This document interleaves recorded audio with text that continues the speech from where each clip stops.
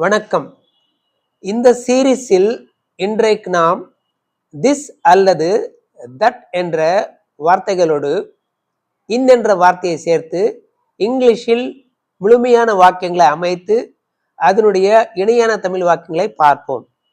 This அல்லது that plus was plus in plus class. This அல்லது that was in class. இது அல்லது அது வகுப்பறையில் இருந்தது. இது சாதாரண இருந்த காலம் சிம்பிள் பாஸ்டை குறிக்கிறது. திஸ் அல்லது that plus is plus in plus room. This அல்லது தட் இஸ் இன் ரூம்.